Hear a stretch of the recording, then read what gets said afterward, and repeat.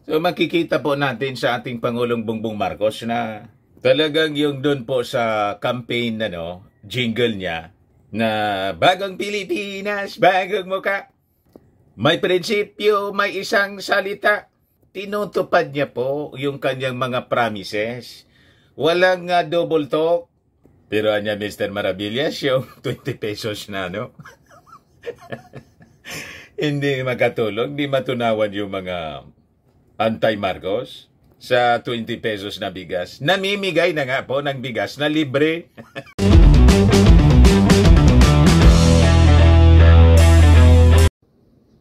O yung paglalakwat sa mga kababayan ng ating Pangulong Bongbong Marcos sa ibang bansa, nag-result na po mga kababayan sa $14 billion sa investments dito po sa ating bansa. Paglalakwat sa niya talaga, Mr. Maravillas. Yun ang gustong marinig po ng mga anti-Marcos, anti-Marcos forces. Masaya sila pag yung mga foreign trips ay tinatawag na paglalakwat sa, pagbabanjing-banjing, pagparty-party. Diba? Pero yung kanyang pag-travel mga kababayan, maganda naman po yung naging resulta. Yan po ang latest report published by Politico News. Marcos foreign trips actualize 14 billion investments. Diba mga kababayan, masaya yung pamamasyal ng ating Pangulong BBM. BBM. Pero anya Mr. Maravillas, pinapakalat ng mga fentanyl supporters. Yung mga results ng survey, malayo si PBBM at Martin Romualdez sa ratings ni Inday. Lalo yung result ng survey ng SWS. Yung SWS kasi po mga kababayan, kukunti man lang po yung tinanong, malamang yung tinanong yung mga supporters lang ni Inday. Kasi yung SWS ngayon, ang ibig sabihin, Sara Weather Stations. Hindi na pala Mr. Maravilla Social Weather Stations. Malamang Sara Weather Stations na po. Diba? Ito yung pinapakalat po ng mga fentanyl supporters. Yung ating Pangulong Bongbong Marcos, 47% lang. Good lang. Si Inday Sara, very good. Plus 61. Si Subiri, positive 44. Si Martin, positive 28 lang, moderate. Para niyang yung kalagayan ng panahon si Martin, moderate to rough. 1,200 lang naman po yung tinanong. Malayo po doon sa result ng survey. The same period po, noong December 2023, mas comprehensive po yung result ng survey ng RPMD. 10,000 po yung tinanong. So saan po kayo maniniwala niyan? Di ba, mga kababayan ko?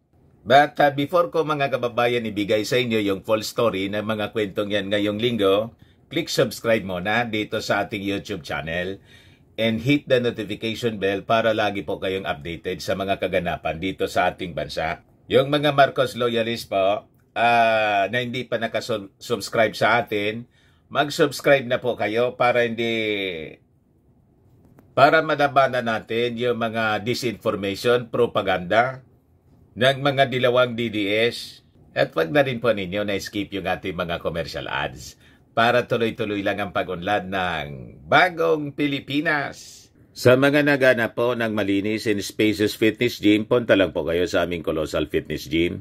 We also offer Grab Car Rental with our brand new 2023 model ng Toyota Innova. We also accept booking for those who are planning to travel via PAL, Cebu Pacific and other airline companies, and bills payment for Meralco Bills, PLDT, etc. Kahit saan po gusto ninyo na mag-travel, pwede na kayo mag-pa-online booking po dito sa amin. Pati sa mga hotels, may Paymaya kami, may bayad center na rin po. Ang Colossal Fitness Gym is located at 3rd floor Security Bank Building, Landco Business Park, Legazpi City, Albay. For inquiries, look for Gilon Maravillas, contact number 0966-802-0949. Yan po yung aming Innova. Lagi na pong matao sa amin. Na-set up na rin yung mga bagong equipment. May treadmill na rin po kami. Saka yung aming mga protein supplement, yan po. Naka-display na rin po sa aming Colossal Fitness Gym. Yan po. Pati po itong bagong product namin na iGlow Serum, naka-display na rin po. Yan, contact lang po ninyo. Riz Maravillas on FB.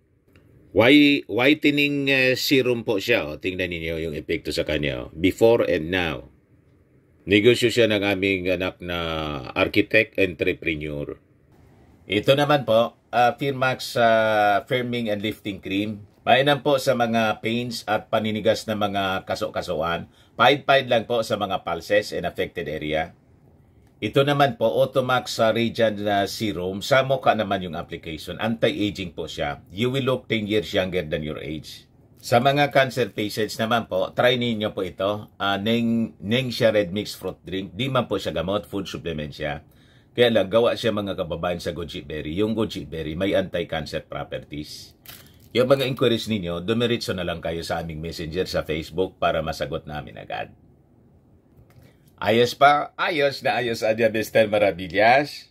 Dito muna tayo sa mga magagandang balita. So ito yung naging bunga, mga kababayan ng mga foreign trips ng ating Pangulong Bongbong Marcos. So tingnan ninyo, nag-result po siya sa 14.2 billion in actualized investments. In dollars po yan 14.2 billion US dollars. Kaya po, ang resulta nito, pababa ng pababa. Yung mga unemployment rate dito sa ating bansa, as promised ng ating Pangulong Bongbong Marcos, sa kanya pong during the campaign, sabi nga po, slowly but surely, kailangan lang magtulong-tulong po. At yung mga hindi nakakatulong, wag na po kayong mamirwisyo. Ang problema, itong dating Pangulong Digong, hindi na nga nakatulong, gusto pang biyakin po yung ating bansa. Di ba? Namimirwisyo pa, dinidestabilize yung ating gobyerno from president, mga kababayan, to fentanyl, to destabilizer. Ikaw anya talaga, Mr. Maravillas. Siya man lang po yung nagsabi niyan, yung nagagamit siya ng fentanyl. So, we are just, I'm just stating facts from president to fentanyl to destabilizer. Pero buti na lang, yung ating Pangulong Bongbong Marcos, makikita mo sa kanya yung pagiging tunay na leader. So sabi dyan, 20% of the total investment pledges are now operational, showcasing the government's commitment to turning promises into action. So makikita po natin sa ating Pangulong Bongbong Marcos na talagang yung doon po sa campaign jingle niya na bagong Pilipinas, bagong muka. May prinsipyo, may isang salita. Tinutupad niya po yung kanyang mga promises. Walang double talk. Pero anya, Mr. Maravillas, yung 20 pesos na, hindi makatulong, hindi matunawan yung mga anti-Marcos sa 20 pesos na bigas. Namimigay na nga po ng bigas na libre. Di ba? Si Martin Romualdez, ikot ng ikot sa buong Pilipinas, namimigay ng bigas na libre sa mga mahirap, lalo ng yung mga nasalanta ng baha. Inaarang pa nga ng mga minions ni Basti. Ayaw papasukin po. Pinuliti kayong distribution doon po sa Davao. At yung 20 pesos po na per kilo ng bigas, hindi man po yun campaign promise, kundi aspiration ng ating Pangulo na someday anya, pag naayos na nating tuluyan ang agrikultura, gusto nating ma-achieve ang 20 pesos na per kilo ng bigas. O diba? Pero tingnan ninyo, yung inflation nga po, bumaba na 2.8%. At yung unemployment din po, bumaba na rin. So ito yung report kapon, agriculture created more than 500,000 jobs in December, sabi po ng NEDA. O yan po, tingnan ninyo, top 5 major industries with largest increase in employment. O, hindi ninyo nakikita po. Sabi ng ating Pangulo, hindi tayo papayag na ang pinakang mahirap na hanap buhay ay ang magsasaka. Talagang gusto niyang tulungan po yung ating mga magsasaka. At bumaba na po ang unemployment, sabi ng Philippine Statistics Office. Recorded a 3.1% unemployment rate in December, significantly lower than 4.3% recorded in December 2022. This represents a year-on-year decrease of 617,000 unemployed individuals. So yung unemployment natin is lowest in almost 2 decades, generating high-quality jobs crucial. Result po ito ng pagpasok ng mga investments dito po na bunga ng mga foreign trips ng ating Pangulong Bongbong Marcos. Nakita niyo ang resulta? Yan po ang bagong Pilipinas. So, positive labor market trends in December 2023. Labor force participation rate increased to 66.6% from 66.4% in December 2022. Yung employment rate dumagdag po, 96.9% increase from 95.7% in December 2022. Yung walang trabaho, unemployment rate bumagsak po to 3.1% mula sa 4.3% in December. Yung underemployment rate dropped to 11.9% from 12.6% in December. So ibig sabihin, pati yung mga quality jobs at yung mga trabaho na available sa ating mga mamamayan, umakma na sa mga qualifications nila. Hindi yung basta lang sila magkatrabaho. Di ba? At yung inflation, mga kababayan, ibig sabihin, yung presyo ng mga bilihin po, bumaba na po. Slow down.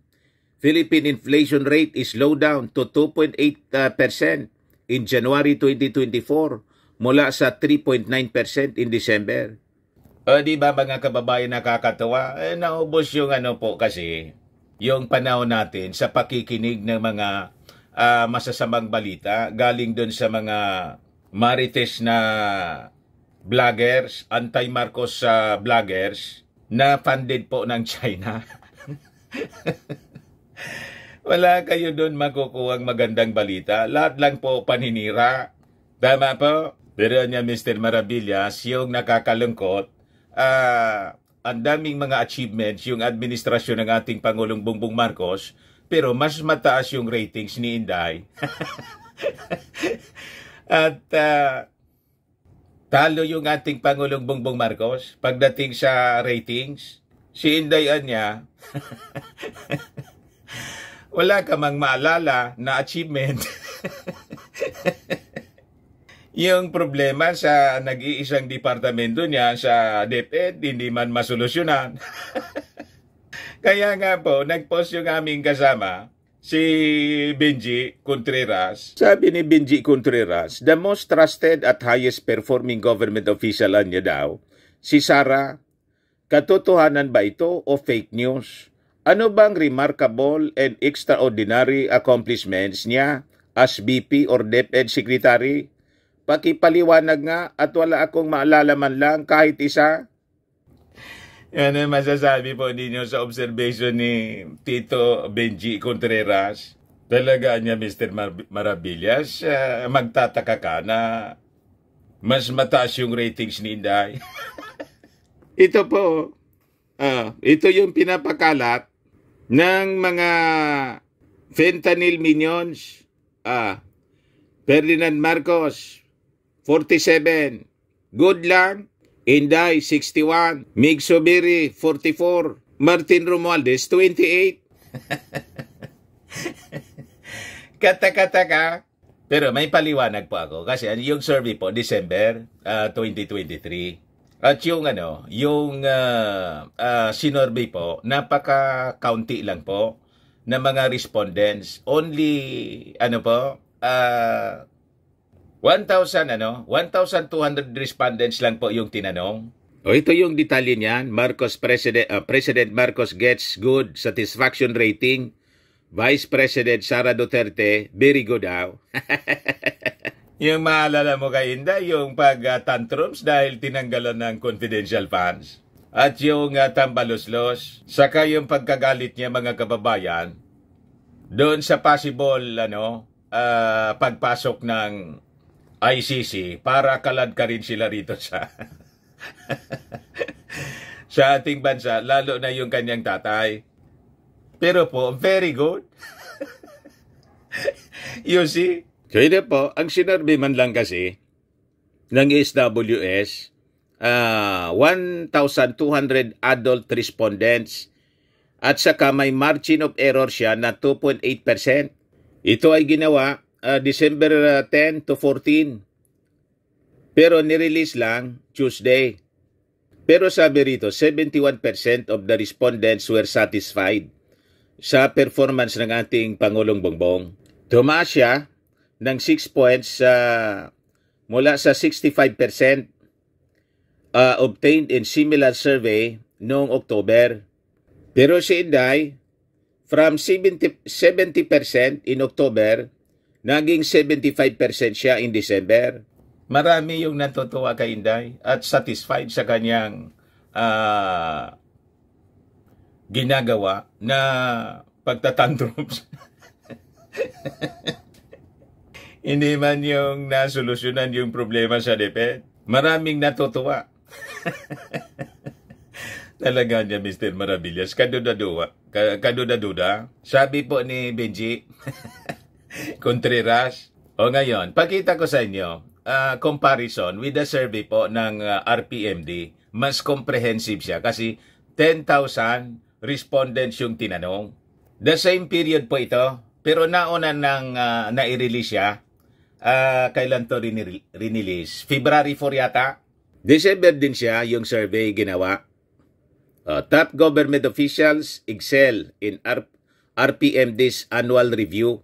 So makikita ninyo po rito na yung ating Pangulong Bongbong Marcos ay mas mataas yung ratings, 80% sa ating Pangulo. So mas kapanipaniwala ito kaysa doon sa Sara Social Weather Social Weather Station pa. Si Inday 78%, so mas mababa ng 2%. Si Mig Zubiri po 75%. Si Martin po 77%. Ang margin of error niya po plus or minus 1%. So, statistically tie po sila, patas ni Inday, si Martin kay Inday. Si Martin, patas kay Inday, statistically. Yun ang ibig sabihin po niyan. Ayan po. Mas latest po siya.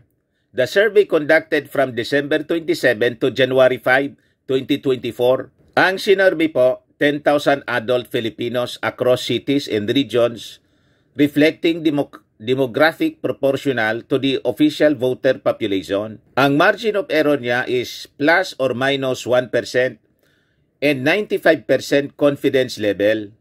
So, alin sa dalawa po yung paniniwalaan ninyo? Yung latest po, December 27 to January 5. Yun po, luma na yon, kaya ang late yung release nila. Kaya baka isipin po ninyo, latest yon, hindi po, nauna na yon. Kailan yun sinabi po? Ipakita ko sa inyo yung sa Social Weather Station. Ito po yung Social Weather Station. Results of the December 10 to 14 survey. Kaya lang, rinirelease lang po nung Tuesday. So mas luma na to, December 10 to 14. Whereas yung latest po, yung sa RPMD, December 27 to January 4, 2024 na po. Basagan niya Mr. Maravilla sa'yo, yung propaganda ng mga fentanyl minions. Basag na basag po. 1,200 lang yung tinanong. At mas mataas yung margin of error niya. Plus or minus 2%. Kunti yung sinurvey. 1,200 lang yung tinanong. Yung RPMD latest, December 27 to January 4.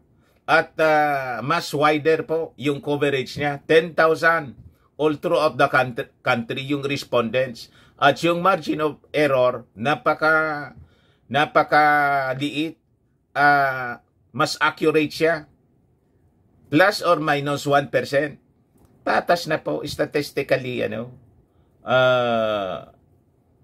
Tay, si Inday, at si Martin, 78 si Inday, 77 si Martin. 80 si President Bongbong. Yan po, malinaw.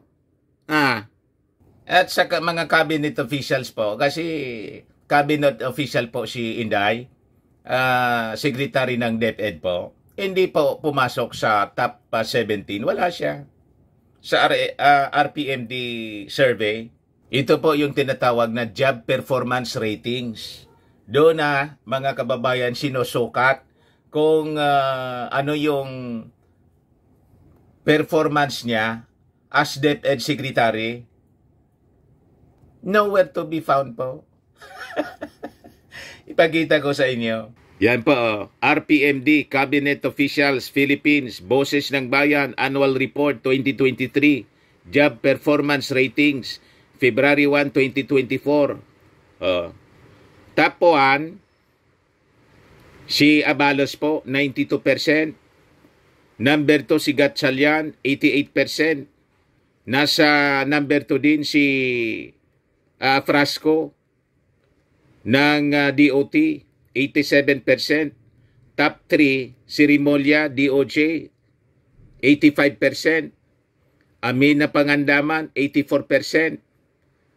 4, si Pascual, 81%. DTI. DOTR, si Bautista, 79%. Number 5, number 6, si DPWH Secretary Bonoan, 76%.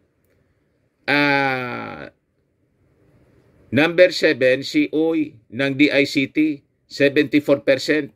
Number 8, si Lagdameo, SAP, 72%. Number 8, si Enrique Manalo, DFA, 71%. Number 9, si Solidom ng DOST, 69%. Number 10, si Jokno, DOF, 67%. Wala na siya ngayon, si Ricto na. Number 11, si Bersamin, 65%. Number 12, si Guevara, Solicitor General, 63%. Number 12, si Acosar, Housing, 62%. Number 12 pa rin, si Gibo, 62%. Number 13, si Cheloy, OPS, 60%. Number 14, si Ledesma, Dole, 14%. Number 15, si Hirbosa, DOH, 56%. Number 16, si Lutilla, DOE, 54%. Number 16, si Galvez, 53%. Number 17, si Enrile, 51%. Number 17, si Masukat, PMS, 50%. Wala nang iba po. Nothing follows. Wala na. Hindi nakasama po si Inday sa top 17. Possibly, nandun siya sa 18, 19, 20. Hindi na nga po sinama. Kasi irrelevant na. Ano kayo ngayon, mga fentanyl minions? So, alin ang paniniwalaan po ninyo? Yung comprehensive, yung survey, at kapanipaniwala po? Based na nakikita natin sa aktual. O yung SWS na 1,200 lang yung tinanong, hindi man alam kung paano yung ginawa. At talagang kaduda-duda kasi wala man tayong makita. Di ba? Ang kitang-kita po yung tatantrums po at yung paglunok ng 125 million. Pagkatapos, sa survey po, yung satisfaction trust ratings, napakataas. Talo pa yung Pangulo. Saan kapulutin yan? Ayan man lang po mga kababayan. Ako po si Dante Maravillas. Bye-bye. God bless.